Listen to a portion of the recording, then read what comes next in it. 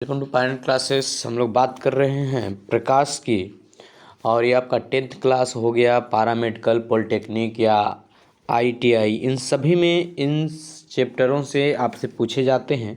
तो हम एक पहले थ्योरी वर्जन्स को क्वेश्चन वाइज उठाते हैं, और आपका पहला प्रश्न आ रहा है। आज हम लोग प्रकाश देखने वाले हैं, प्रकाश के बारे में।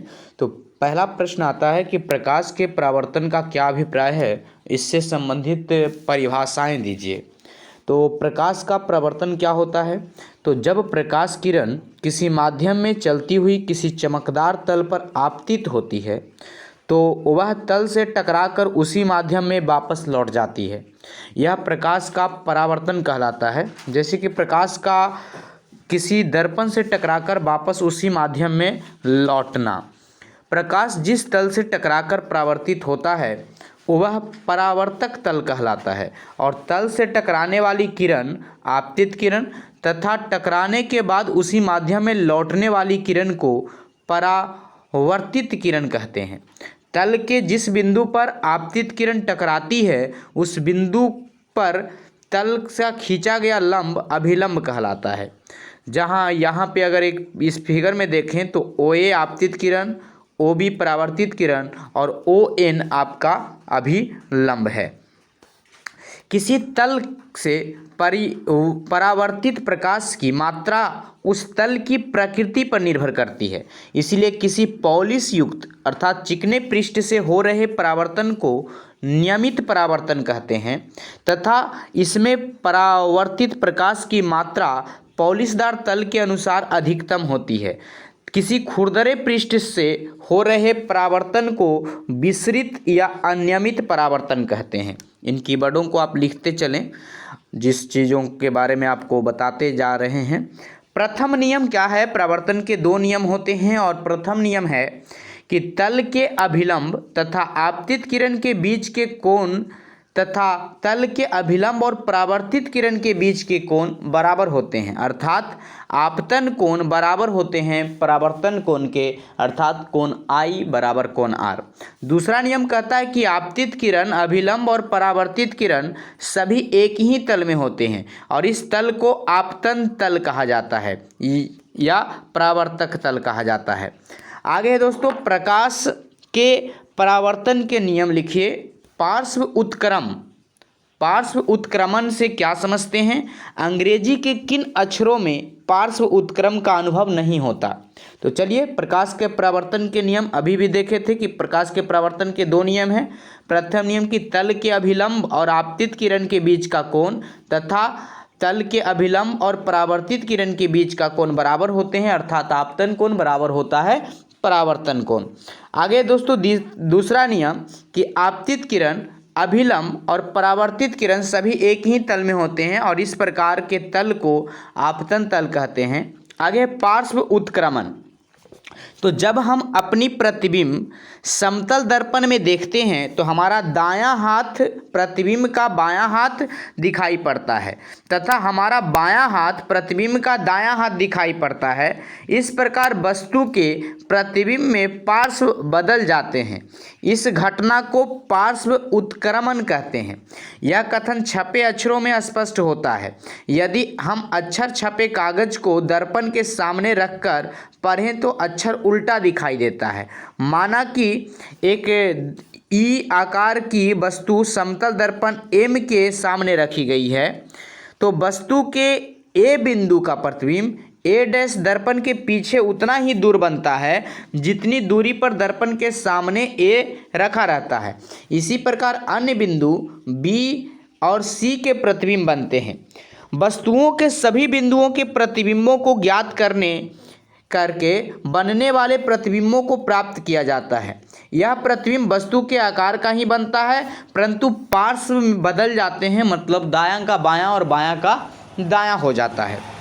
सममिति के कारण, मतलब इनके दाएं और बाएं भाग के समान रहने के कारण, सममिति के कारण अंग्रेजी के कुछ अक्षर जैसे A, H, I, M, O, T, U, V, W, X, Y के दर्पण से बने प्रतिबिंब में पार्श्व उत्क्रमण का अनुभव नहीं होता। यद्यपि इसमें भी पार्श्व उत्क्रमण होता है परंतु अनुभव नहीं होता। आगे है दोस्तों, अगला प्रश्न आपसे पूछा जाता है कि समतल दर्पण द्वारा बना प्रतिबिंब का बनना स्पष्ट करें। तो समतल दर्पण के प्रतिबिंब के अगर गुण देखें तो वो क्या होता है कि समतल दर्पण में जो प्रतिबिंब बनता है वो आपतन, जैसे यहाँ पे मान लेते हैं M1 M2 एक समतल दर्पण है तथा O एक बिंदु है। O क्या है? एक बिंदु है जहाँ पे ऑब्जेक्ट O के प्रतिबिंब की स्थिति ज्ञात करने के लिए हम दो आपतित किरण, एक आपतित किरण OA और दूसरा आपतित किरण अगर OB लेते हैं, जैसा कि इस चित्र में हम दिखा रहे हैं, किरण OA जो है OA दर्पण पर लंबवत गिरती है, अर्थात इसके लिए आपतन कोण शून्य है तथा परावर्तन कोण भी क्या होगा? शून्य होगा। अतः यह किरण परावर्तन के पश्चात उसी मार्ग पे क्या होगी? वापस लौट जाएगी, अर्थात AC परावर्तित किरण दूसरी आपतित किरण OB जो है, ये OB जो है OB B बिंदु पर गिरती है तो ये परावर्तित क्या होगी? आपतन कोण बराबर परावर्तन कोण बनाकर ये क्या करेगी? अब BD के रूप में परिवर्तित हो गई। अब यहाँ पे अगर आप देखें तो हमारा जो प्रतिबिंब बना है वो कैसा बना? स्पष्ट है कि समतल दर्पण द्वारा वस्तु का प्रतिबिंब दर्पण के ठीक पीछे उतना ही दूरी पर बनता है जितनी दूरी पर वस्तु दर्पण के सामने होता है। यदि हम वस्तु को दर्पण से दूर हटाएं या पास ले जाएं तो प्रतिबिंब भी उतनी ही दूर दर्पण से हट जाएगा या दर्पण के पास आ जाएगा।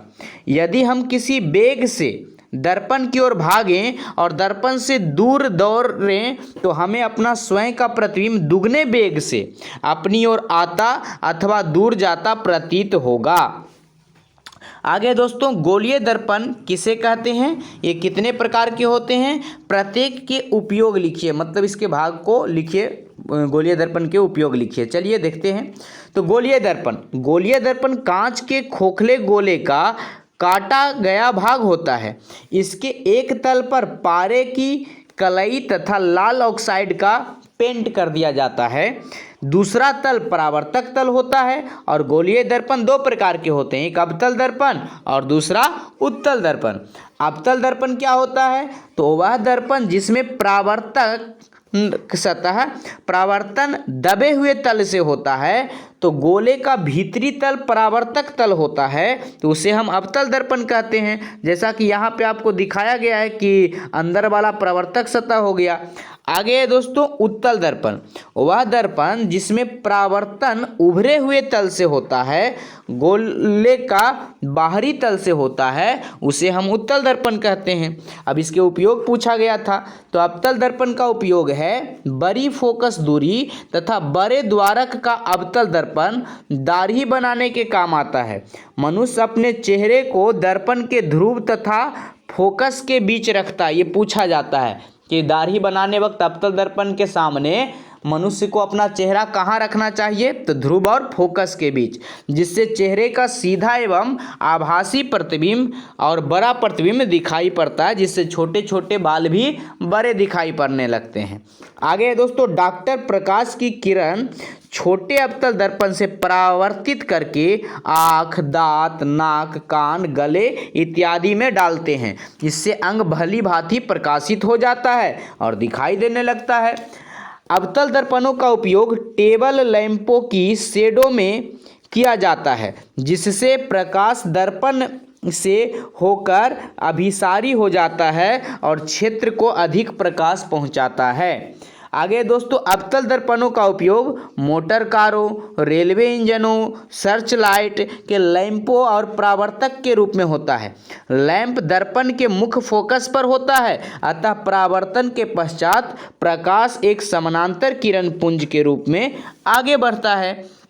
उत्तल दर्पण के उपयोग, तो उत्तल दर्पण का उपयोग गली बाजार में लगे लैंपों के ऊपर भी किया जाता है। प्रकाश दर्पण से परावर्तित होकर अपसारी किरण पुंज के रूप में चलता है और अधिक क्षेत्र में फैल जाता है।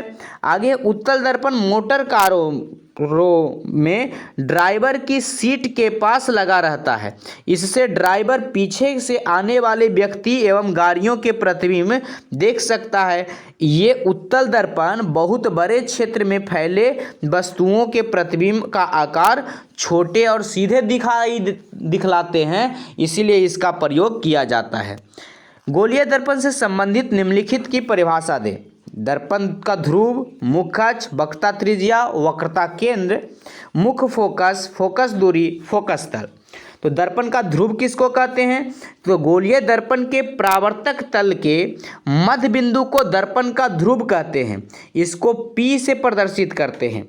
वहीं मुख्य अक्ष किसको कहते हैं? तो दर्पण के वक्रता केंद्र तथा ध्रुव को मिलाने वाली रेखा को दर्पण का मुख्य अक्ष कहते हैं। तो वक्रता त्रिज्या किसको कहते हैं? तो उस गोले की त्रिज्या को जिसका कि दर्पण का एक भाग दर्पण की वक्रता त्रिज्या कहते हैं। आगे वक्रता केंद्र किसे कहते हैं? तो उस गोले के केंद्र को जिसका दर्पण एक भाग है दर्पण का वक्रता केंद्र कहते हैं। और यह अवतल दर्पण में परावर्तक तल की ओर तथा उत्तल दर्पण में परावर्तक तल से दूसरी ओर होता है और इसे हम C से प्रदर्शित करते हैं, कैपिटल C से। आगे मुख्य फोकस। तो गोलीय दर्पण की मुख्य अक्ष के समानांतर आपतित किरणें दर्पण से परावर्तन के पश्चात मुख्य अक्ष पर स्थित जिस बिंदु से होकर जाती है अथवा जिस बिंदु पर अपसरित होती है, मिलती है, उस बिंदु को हम क्या कहते हैं?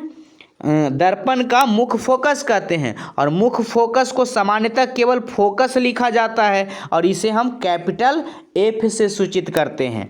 आगे दोस्तों फोकस दूरी।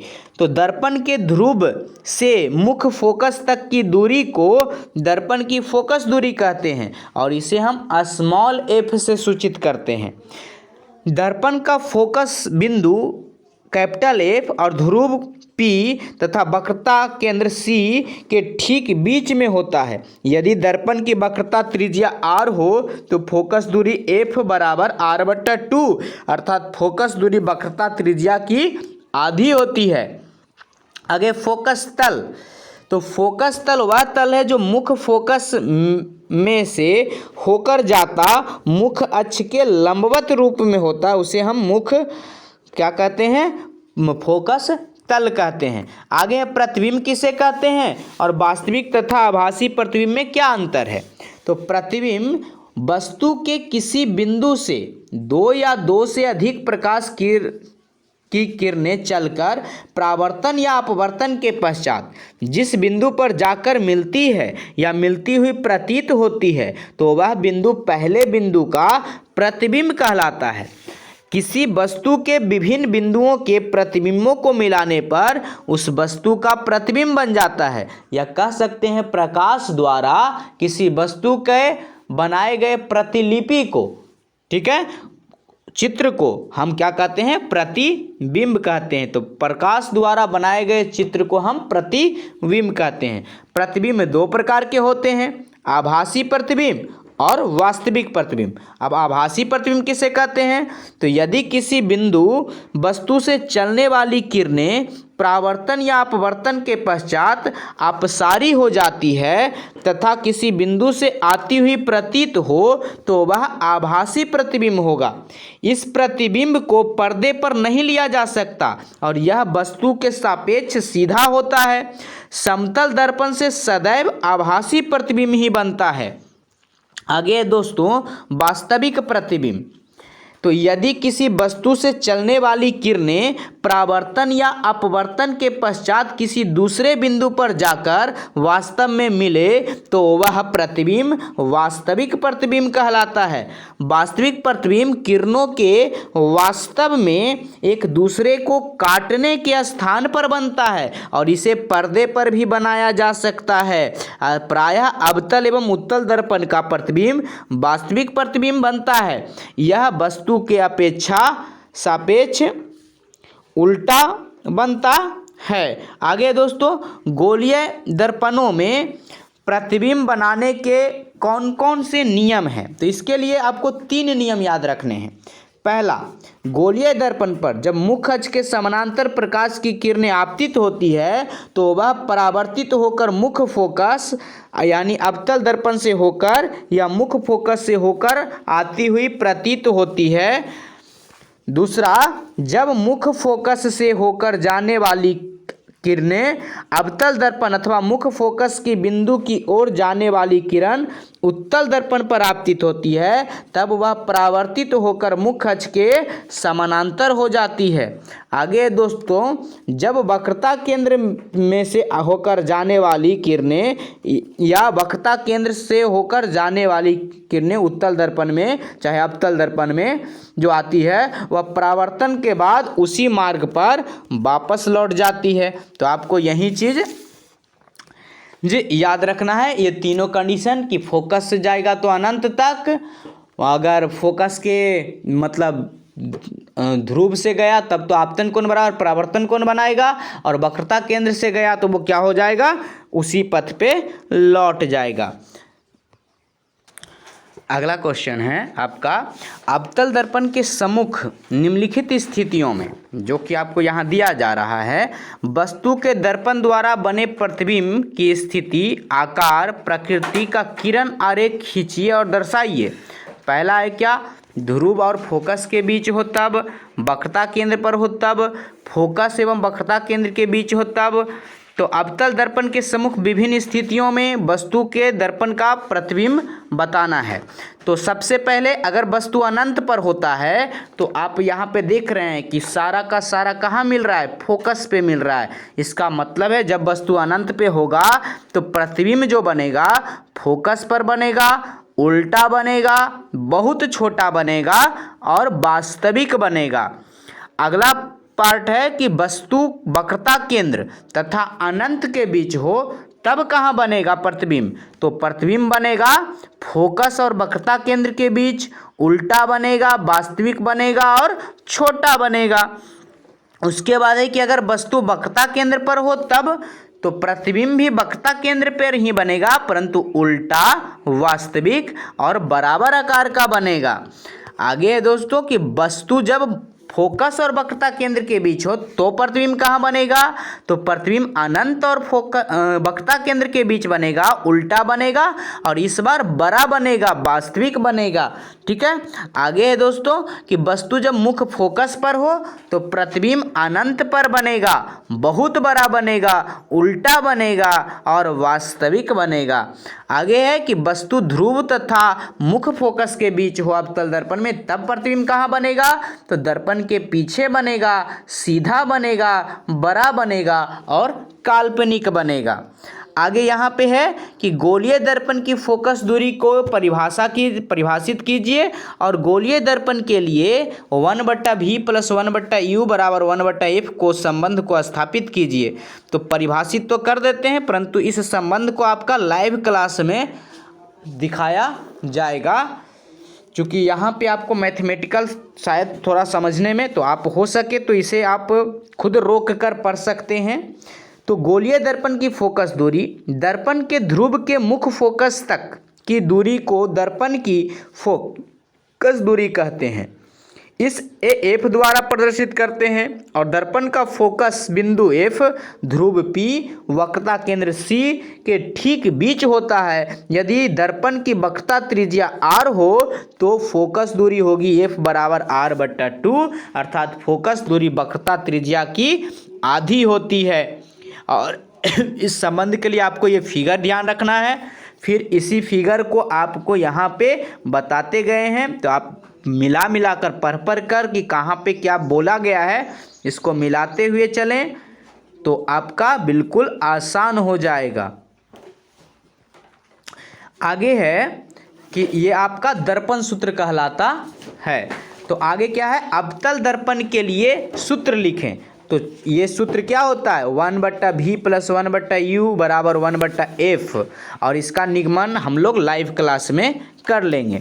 सिद्ध कीजिए कि गोलीय दर्पण की फोकस दूरी उसकी वक्रता त्रिज्या की आधी होती है।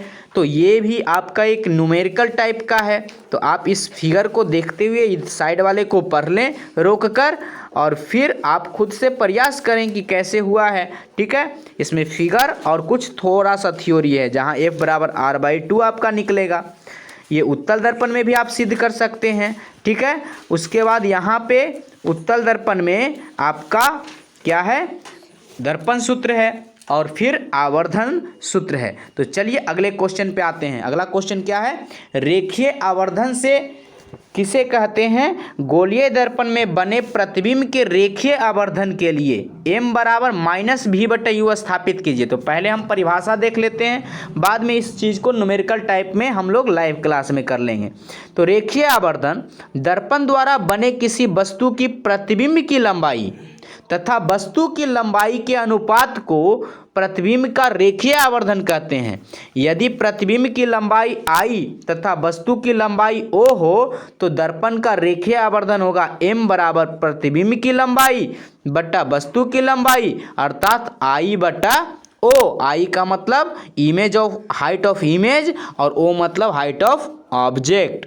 यहाँ पे आपको ये फिगर पहले भी आया था, तो इस फिगर को आप इन चीज़ों से मिलाकर पढ़ लें और जैसे जैसे किया गया है आप भी इसको और खुद से लिख लिख कर प्रयास करें, आसानी से फिर आप भी बनाना जान जाएंगे। आगे है, प्रतिबिंब देखकर अवतल, उत्तल तथा समतल दर्पणों को किस प्रकार पहचाना जा सकता है।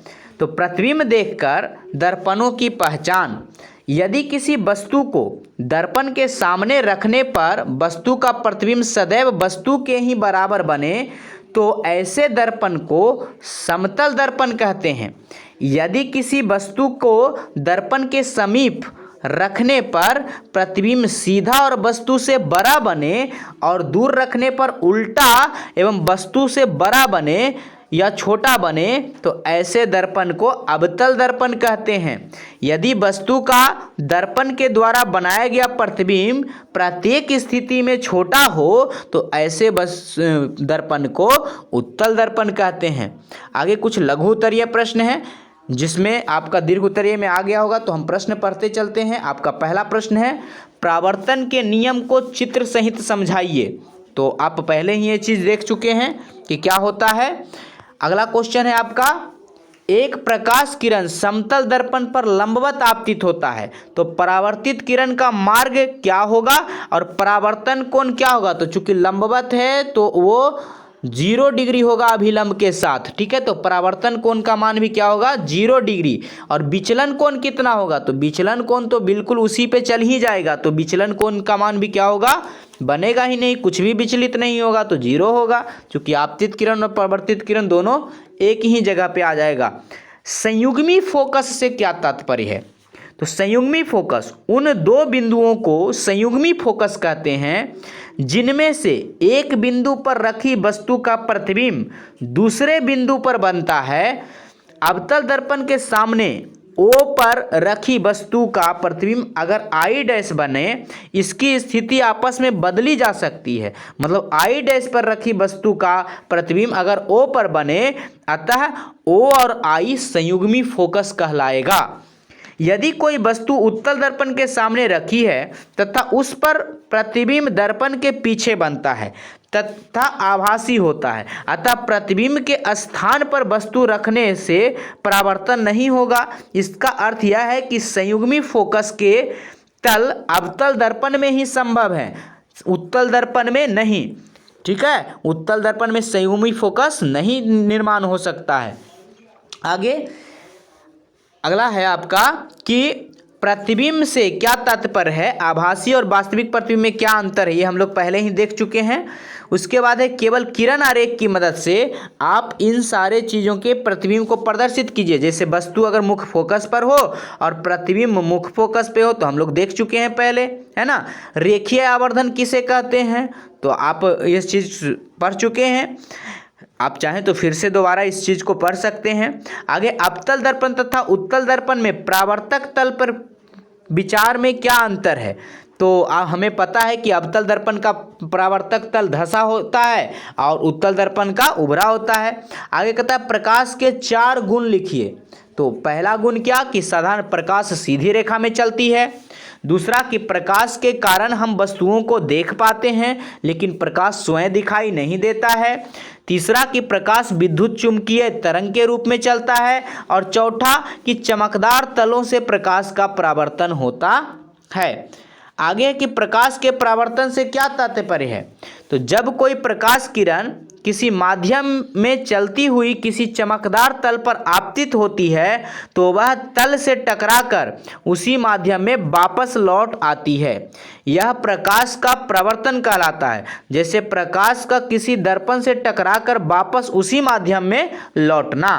प्रकाश जिस तल से टकराकर परावर्तित होती है वह तल परावर्तक तल कहलाता है और तल से टकराने वाली किरण आपतित किरण और उस माध्यम में लौटने वाली किरण परावर्तित किरण। तल के जिस बिंदु पर आपतित किरण आती है उस पर खींचा गया लंब अभिलंब कहलाता है। ये सब पहले भी हम लोग देख चुके हैं। उत्तल दर्पण द्वारा बने प्रतिबिंब की क्या विशेषता है। तो क्या क्या है। पहला है कि प्रतिबिंब सदैव दर्पण के पीछे बनता है। दूसरा है कि दर्पण के ध्रुव और फोकस के बीच बनता है। और तीसरा है सीधा और आभासी बनता है। और चौथा है कि वस्तु के आकार से बहुत छोटा बनता है। आगे है कि एक अवतल दर्पण के वक्रता केंद्र और फोकस दूरी के मध्य रखी गई प्रतिबिंब का किरण आरेख खींचिए। पहले भी हम लोग देख चुके हैं। दूरियां नापने के लिए चिन्ह परिपाटी क्या है, ये चलिए इंपॉर्टेंट पार्ट है। चिन्ह परिपाटी तो प्रकाश में दर्पण से वस्तु की दूरी u, दर्पण के प्रतिबिंब की दूरी v और फोकस दूरी f आदि को उचित चिन्ह देते हैं। इसलिए निर्देशांक ज्यामिति की परिपाटी अपनाई जाती है। दर्पण प्रकाश किरण सदैव बाईं ओर से डाली जाती है और समस्त दूरियां दर्पण के ध्रुव से मुख्य अक्ष के साथ मापी जाती है। आपतित किरण की दिशा में मापी गई दूरियां धनात्मक चिन्ह के साथ ली जाती है और आपतित किरण के विपरीत दिशा में मापी गई दूरियां ऋणात्मक चिन्ह के साथ ली जाती है। और वस्तु तथा प्रतिबिंब की लंबाई मुख्य अक्ष के ऊपर धनात्मक रूप में जबकि मुख्य अक्ष के नीचे की दूरियां ऋणात्मक ली जाती है। और इन नियमों के अनुसार आपतन दर्पण की फोकस दूरी ऋणात्मक और उत्तल दर्पण की फोकस दूरी धनात्मक होती है। सीधे प्रतिबिंबों के लिए आवर्धन धनात्मक और उल्टे प्रतिबिंबों के लिए आवर्धन ऋणात्मक होती है। आगे मोटर एवं बस चालकों के पास उत्तल दर्पण लगे होने का क्या महत्व है।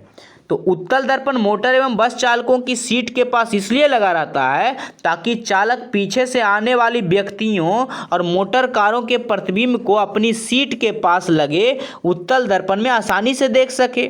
ये प्रतिबिंब का आकार छोटा और सीधा होता है और इस कार्य के लिए समतल दर्पण की अपेक्षा उत्तल दर्पण का उपयोग अधिक उपयुक्त है क्योंकि इससे दृष्टि क्षेत्र अधिक व्यापक एवं विस्तृत हो जाता है जो अधिक क्षेत्र में फैली वस्तुओं का प्रतिबिंब दिखाने में चालक में को सहायता करता है। गाड़ी की हेडलाइट में अवतल दर्पण क्यों लगा होता है। तो गाड़ी की हेडलाइट में अवतल दर्पण परावर्तक के रूप में लगा होता है और लैंप दर्पण के मुख्य फोकस पर होता है, मतलब बल्ब जो होता है। अतः परावर्तन के पश्चात प्रकाश एक समानांतर किरण पुंज के रूप में आगे बढ़ता है और अधिक दूरी तक रोशनी लेकर चलता है। फिर आपका अंकित प्रश्न है, आप चाहें तो इन प्रश्नों को लिखते चलें। तो आपका पहला प्रश्न आप देख रहे हैं कि क्या है, ठीक है, क्या है कि 32 सेंटीमीटर फोकस दूरी के अवतल दर्पण के सामने एक वस्तु 16 सेंटीमीटर दूरी पर रखी है तो प्रतिबिंब की स्थिति और साइज ज्ञात कीजिए। दूसरा प्रश्न आप देखिए कि क्या है कि आप 24 सेंटीमीटर वक्रता त्रिज्या वाले अवतल दर्पण के सामने एक वस्तु 6 सेंटीमीटर दूरी पर रखी है तो प्रतिबिंब की स्थिति ज्ञात कीजिए।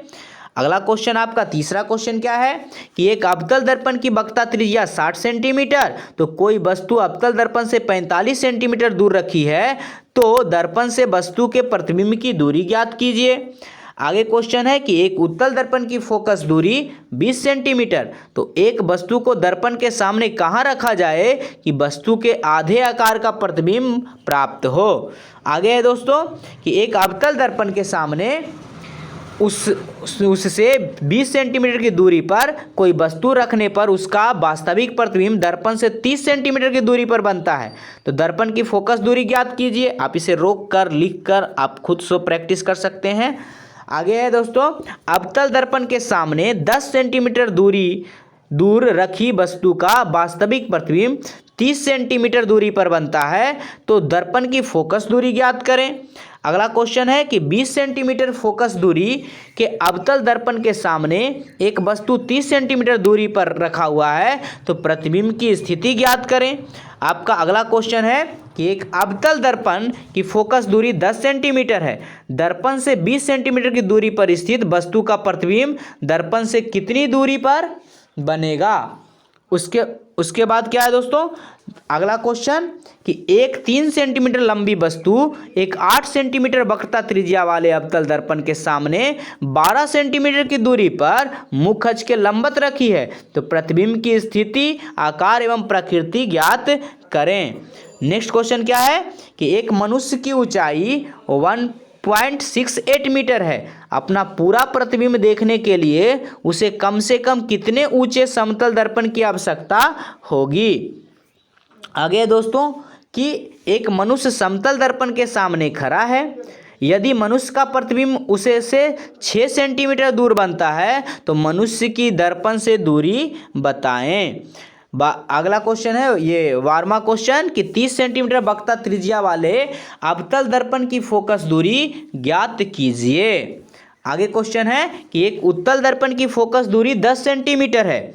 एक वस्तु इसकी मुख्य अक्ष पर ध्रुव से 20 सेंटीमीटर की दूरी पर रखी जाती है। तो वस्तु के प्रतिबिंब की स्थिति ज्ञात कीजिए और क्या वह वास्तविक होगा। अगला क्वेश्चन है कि एक उत्तल दर्पण की फोकस दूरी 10 सेंटीमीटर है। तो एक वस्तु को दर्पण के सम्मुख कहाँ रखा जाए कि वस्तु के आधे आकार का प्रतिबिंब बने।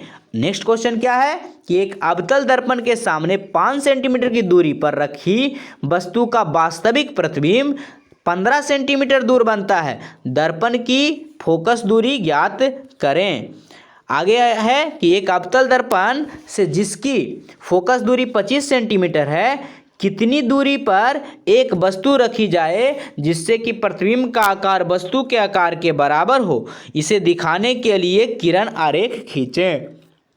नेक्स्ट क्वेश्चन है कि एक अवतल दर्पण की फोकस दूरी 5 सेंटीमीटर है। इसके सामने 10 सेंटीमीटर की दूरी पर रखी वस्तु का प्रतिबिंब कहाँ बनेगा और क्या यह वास्तविक होगा।